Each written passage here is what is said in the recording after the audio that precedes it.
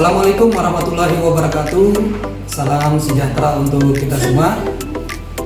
Perkenalkan, nama saya Ahmad Tarmizi. Saya adalah dosen di Fakultas Bisnis Ilmu Sosial. Kali ini saya akan menyampaikan tentang mata kuliah simulasi bisnis. Nah, dalam mata kuliah simulasi bisnis, kalau kita lihat, ini adalah mata kuliah yang kalau kita lihat dari RPS atau capaian dari mata kuliah ini, bagaimana agar semua teori-teori yang ada di dalam mata kuliah ini bisa diaplikasikan di dalam keseharian atau di dalam praktiknya. Nah, capaian dalam mata kuliah ini, kalau kita lihat pada mata kuliah ini diharapkan mahasiswa itu belajar tentang perencanaan bisnis atau business plan yang tepat dan kepentingan dalam sebuah bisnis, ya. Lingkungan bisnis, studi banding yang berkenaan dengan bisnis, dan bagaimana membina sebuah bisnis menjadi sebuah badan usaha, ya, pengembangan strategi dalam bisnis, dan tentunya bagaimana pengoperasiannya. Nah, di dalam mata kuliah ini kita ada asesmen atau semacam kontrak mata kuliah. Kehadiran itu sebesar 10%. Terus kita juga ada UTS, ujian tengah semester, 35%, dan juga ada UAS, ujian akhir semester, 35%, dan sisanya adalah di situ ada tugas, ya, tugas-tugas. Jadi ada 10%, ya, dan tadi sisanya adalah tugas-tugas. Nah, inilah asesmen atau komposisi yang ada di dalam mata kuliah ini. Jadi intinya di dalam mata kuliah ini, di dalam mata kuliah bisnis, simulasi bisnis ini, tidak hanya kita mengandalkan teori-teori semata, tapi juga aplikasikan dalam sehari-hari. Nah, di dalam mata kuliah simulasi bisnis, kalau kita lihat, ya, kalau kita cermati, banyak ini, ya, ilmu yang kita dapat. Bicara bisnis, bicara tentang itu semua, kita harus punya 3 kemampuan atau 3K saya sebut. Yang pertama adalah keterampilan. Jadi ketika menjalankan bisnis di dalam kelas itu kan sebuah teori-teori, tapi bagaimana aplikasinya dalam kesehariannya. Nah, ini yang tentunya harus kita lakukan, keterampilan. Yang kedua adalah kemampuan. Dalam bisnis orang harus memiliki kemampuan secara modal atau finansial, dan yang ketiga ada koneksi. Nah, koneksi yang harus kita punya. Nah, 3 hal ini yang kita ajarkan atau kita sharingkan atau kita ajarkan kepada para mahasiswa agar apa? Tidak hanya teori yang mereka dapatkan, tapi juga aplikasi ilmu yang mereka dapatkan atau sebuah praktek penerapan yang mereka dapatkan. Nah, inilah bicara tentang mata kuliah simulasi bisnis. Demikian, terima kasih. Assalamualaikum warahmatullahi wabarakatuh. Selamat malam semuanya, salam sejahtera untuk kita semua. Saat ini kita memasuki mata kuliah simulasi bisnis, ya. Apa itu simulasi bisnis? Kita lihat di outline-nya. Jadi apa itu simulasi bisnis? Kalau kita lihat di outline-nya, kita bicara tentang pendahuluan. Terus juga ada bagaimana kita memulai usaha baru, ya. Starting, buying, financing, business plan, format, dan lain sebagainya. Nah, itu yang kita bahas dalam perkuliahan simulasi bisnis. Nah, di pendahuluan kalau kita lihat di sini bicara bisnis atau simulasi bisnis, itu kan kita bicara tentang entrepreneur atau wirausaha, ya. Nah, wirausaha, kesuksesan wirausaha ini tidak hanya ditentukan oleh seseorang atau ditentukan hanya oleh kejelian dan kecepatan memanfaatkan tadi, ya, peluang. Kalau dalam ilmu manajemen kan kita belajar tadi SWOT analisis, kan bicara strength, weakness, opportunity, dan threat. Nah, itu yang biasa kita pelajari di dalam simulasi bisnis juga, ya, dalam ilmu bisnis. Kalau bicara bisnis kan setiap orang itu memiliki peluang untuk menciptakan atau melakukan bisnis. Nah, gunanya agar bisnis dijalankan, bisa berbisnis kan tujuan utamanya salah satunya mendapatkan keuntungan atau profit, ya. Dengan keuntungan atau profit itu mereka bisa expand atau bisa mengembangkan bisnisnya. Nah, ini, ya, gunanya agar bisnis yang dijalankan bisa memetik profit, ya. Maka dibuatlah dalam simulasi. Perencanaan dapat dimulai dan menetapkan modul-modul ya. Terus juga selanjutnya dituangkan ke dalam bentuk tertulis melalui business plan seperti yang teman-teman lakukan ya, dan kita lakukan di dalam mata kuliah simulasi bisnis. Juga kita melakukan itu tadi, tidak hanya teori di kelas, tapi kita ada aplikasi di lapangan dengan membuat business plan atau membuat ini ya, membuat format bisnis yang dituangkan dalam aplikasi sehari-hari. Dan selanjutnya memulai usaha baru melalui pendirian yang benar-benar baru atau starting ya, memulai. Jadi memulai bisnis, membentuk dan mendirikan usaha baru. Nah itu macam-macam tentang bisnis. Ada yang skala kecil, ada yang skala menengah, dan ada yang skala besar. Tergantung orang tersebut ya, tergantung modalnya dan lain sebagainya. Nah bentuknya nih ada organisasi pemilikan perseorangan, terus ada persekutuan, dan ada korporasi perusahaan yang berbadan hukum. Jadi bicara bisnis itu ada bisnis perorangan, ada bisnis grup atau bisnis yang dibuat melalui PT dan lain sebagainya. Nah selanjutnya kalau kita lihat membeli usaha yang telah terlebih dahulu atau buying, kan banyak juga orang berbisnis dia memulainya, ada yang mulai dari nol, ada juga mereka memulainya dengan membeli bisnis, misalnya membeli franchise dan lain sebagainya, atau membeli perusahaan seperti yang kita tahu kan. Contohnya kalau kita mau franchise katakanlah di sini kan banyak kan franchise tuh, ada Indomaret misalnya, Alfamart itu bisa kita franchise, atau kalau restoran, rumah makan itu ada beberapa yang franchise juga. Nah itu konsep-konsep bisnis itu juga ada ya. Nah selanjutnya kalau kita lihat di sini starting, dimulai ya, bagaimana memulai bisnis tersebut. Nah memulainya ada dua cara di sini, ada ide generasi, pencarian peluang. Nah ini kita lihat ya, ide atau gagasan melalui kompetensi teknik atau ini keahlian ya kita sebut. Terus ada kompetensi pasar juga, kompetensi finansial dan juga hubungan. Nah ini yang biasa kita lakukan. Jadi di dalam bisnis itu bentuknya beda-beda, ada yang skala kecil, ada skala menengah, dan ada yang skala besar. Nah ini yang biasa kita lakukan, atau di dalam ilmu atau mata kuliah simulasi bisnis yang kita ajarkan atau kita lakukan.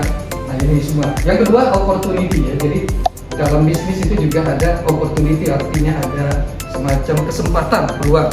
Balik lagi kita belajar SWOT analisis ya, belajar strength, weakness, opportunity, dan threat, ancaman. Nah ini yang biasa kita lakukan. Apa itu opportunity, peluang dalam hal bisnis ya? Ide-ide bisnis berasal dari adanya pengenalan akan adanya kesempatan tadi. Misalnya kemarin kita di era COVID-19. Nah itu kan orang juga ada dua sisi, melihat itu sebagai mungkin musibah bencana, tapi di sisi lain ada juga yang memanfaatkan situasi tersebut.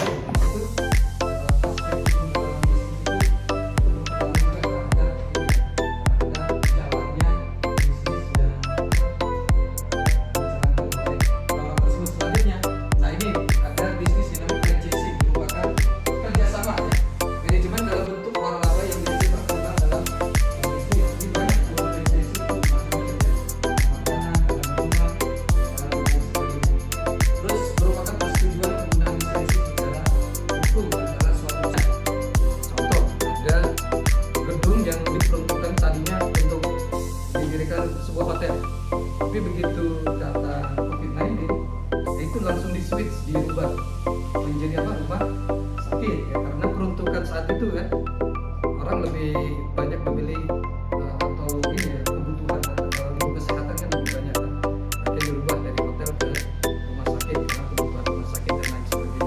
Atau perusahaan-perusahaan yang berubah di produknya, di bisnisnya, yang tadi jualan produk kan menjadi produk yang menunjang kesehatan. Itu kalau zaman COVID kan juga ada kan, misalnya menunjang kesehatan, apes, alat kesehatan, atau produk-produk makanan atau minuman yang bisa menjaga daya tahan.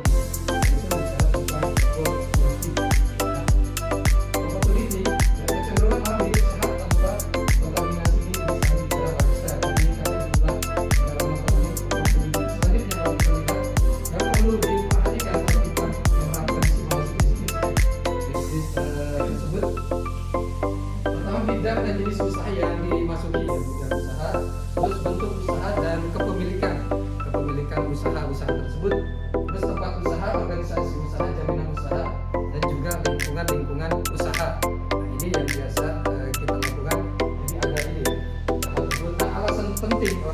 bisnis.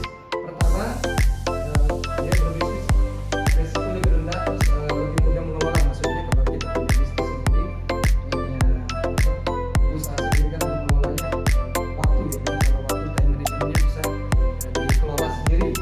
Terus ada sistem mekanisme juga memberi peluang lebih baik. Selanjutnya kalau kita lihat masalah yang timbul kalau kita melakukan bisnis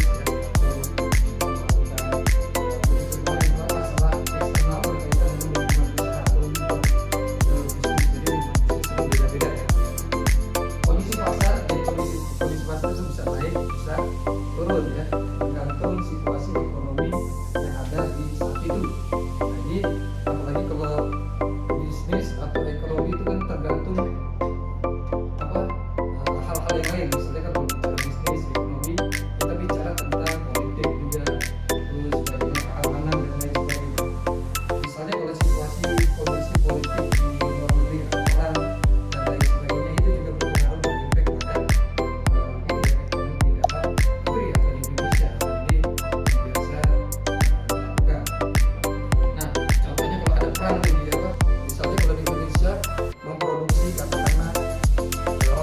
nah itu kan bahan baku gandum misalnya kan dari Eropa, misalnya dari Ukraina. Kalau terjadi perang itu kan akan terjadi distribusi yang tersendat gitu kan. Kalau distribusi bahan baku tersendat ya otomatis kan produksinya yang tadinya misalnya katakan 100 menurun jadi 50. Nah itu berpengaruh secara ekonomi. Jadi ekonomi bisnis itu tergantung juga dari situasi politik ekonomi, tidak hanya dalam negeri tapi juga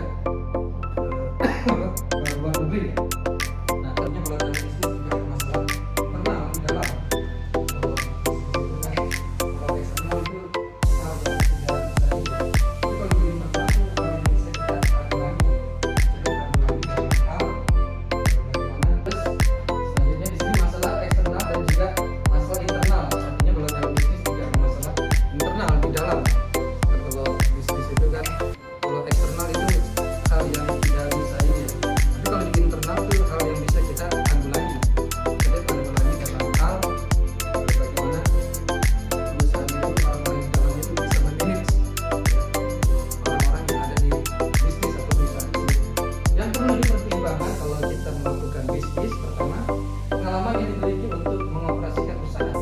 Usaha apa aja ya, usaha ya, kecil, menengah, usaha besar. Jadi pengalaman mengoperasikan. Jadi banyak para pebisnis itu sebelum dia terjun, dia harus belajar dulu kepada orang-orang yang sudah melakukan bisnis tersebut atau sudah melakukan ini ya, sudah melakukan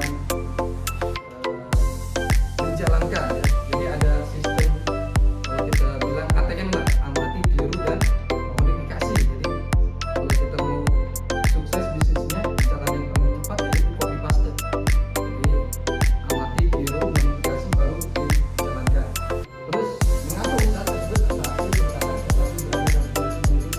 Nah ini yang perlu dipertimbangkan dalam bisnis. Di mana lokasi usaha yang akan dijual, terus juga berapa harga ya, yang rasional kalau kita menjual produk dalam bisnis di hal-hal yang sudah. Terus yang kelima, apakah membeli usaha tersebut kalau kita membeli misalnya membeli bisnis dan bentuk usaha tersebut memiliki aspek legalitas dan juga bagaimana kondisi keuangan. Jadi bicara bisnis, bicara tadi aspek juga legalitas. Maksudnya kalau legalitas itu kan terkait dengan hukum ya, terkait dengan bisnis itu ada kita sebut aspek etika hukum dalam bisnis. Nah setelah itu aspek hukum dalam bisnis itu berpengaruh juga terhadap ini ya, terhadap jalannya bisnis yang dijalankan oleh orang tersebut. Selanjutnya, nah ini ada bisnis dengan franchising, merupakan kerjasama manajemen dalam bentuk waralaba yang bisa berkembang dalam bisnis. Ini banyak kalau franchising macam-macam ya, ada makanan, ada minuman dan lain sebagainya. Terus merupakan persetujuan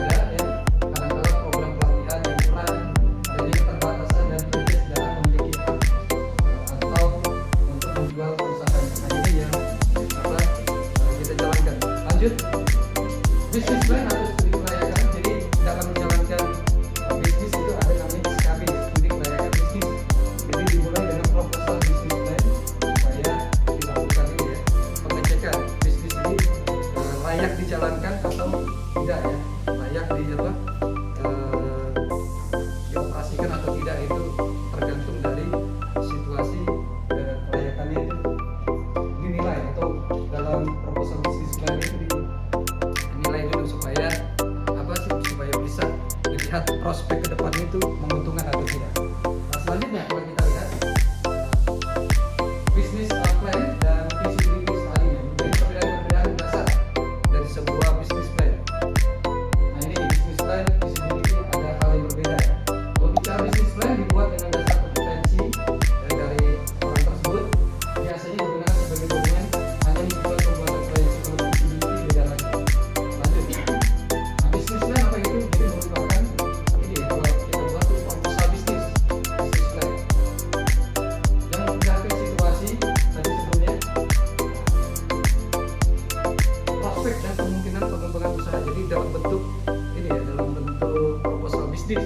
Nah, bisnis plan dapat dibuat pertama usaha yang baru, terus usaha yang telah ada. Nah, ini dalam proposal bisnis plan. Terus mengapa bisnis plan? Ya, sebagai acuan atau pedoman bagi pengembangan usaha ya, atau pengembangan bisnis. Terus sebagai perangkat untuk mengevaluasi kinerja usaha. Nah, ini yang kita jalankan atau dalam ilmu simulasi bisnis. Selanjutnya, format bisnis plan. Ya, bisnis plan bukan dokumen ilmiah tapi dokumen bisnis. Jadi kalau dalam format bisnis plan itu ada halaman judul, bisnis yang mau dijalankan, terus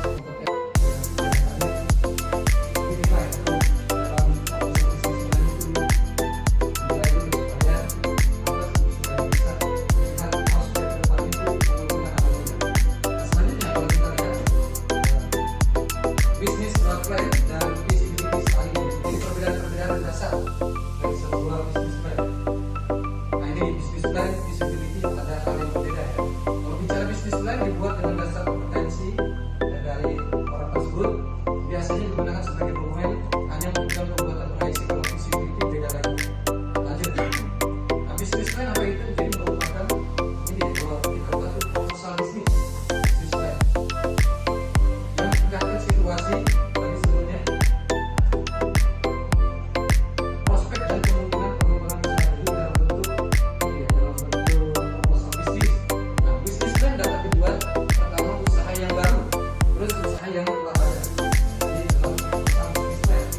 Terus mengapa bisnis plan? Ya, sebagai acuan atau pedoman bagi pengembangan usaha atau pengembangan bisnis. Terus sebagai perangkat untuk mengevaluasi kinerja usaha.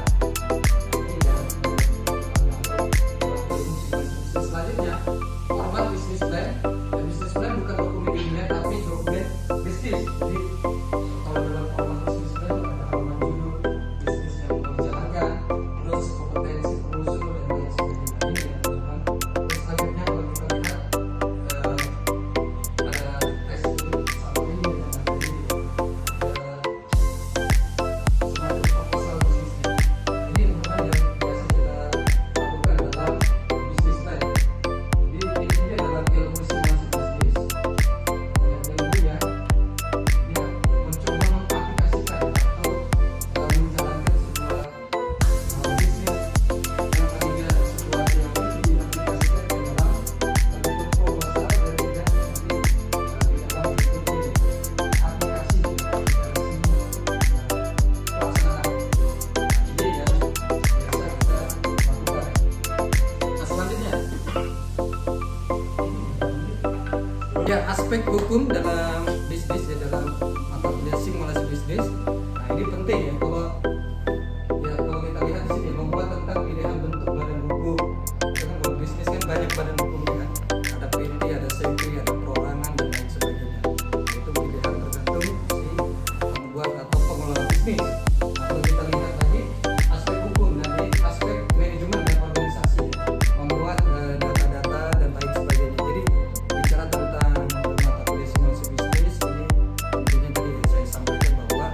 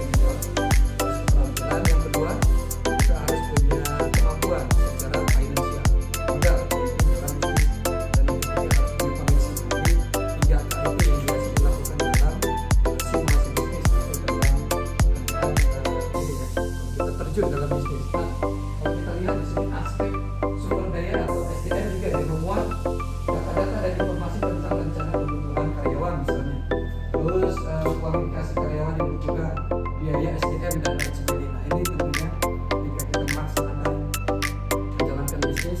Tiga hal ini SDM, karena kan yang menjalankan organisasi atau perusahaan itu kan SDM, orang-orang yang ada di dalam perusahaan tersebut. Nah, bicara SDM, pengelolaannya itu harus benar, harus sesuai dengan regulasi dan kebijakan. Nah, selanjutnya aspek keuangan finansial ini penting ya, tadi kan ada aspek finansial atau keuangan dalam bisnis. Karena ketika terjun dalam bisnis, salah satu yang harus dipunyai adalah modal finansial. Nah, memuat data-data informasi tentang asumsi keuangan, proyeksi ke depannya, laporan keuangan dan lain sebagainya, atau prospek ke depan, apakah bisnis itu bisa menguntungkan atau tidak. Jadi orang ketika terjun dalam bisnis itu dia harus melihat dulu nih prospeknya cerah atau tidak.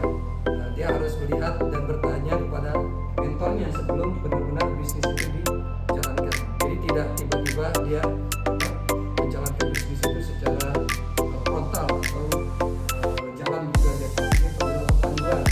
Panduan ini dari tadi dia belajar dari mentor-mentor. Selanjutnya kalau kita lihat bicara bisnis, bicara tentang dunia ini, perdagangan bisnis, marketing, sales dan sebagainya. Nah, ini perlu hal-hal yang seperti itu. Bagaimana bisnis itu perlu tadi tindakan ya. Makanya tadi keterampilan, terus kemampuan secara finansial dan juga ada koneksi. Nah, itu teman-teman ya, di dalam mata kuliah di simulasi bisnis ini kita belajar tentang hal-hal yang kita pelajari tadi ya. Jadi tidak hanya teori-teori yang kita sampaikan, tapi juga aplikasi ya. Dimulai dari teori terus aplikasikan dalam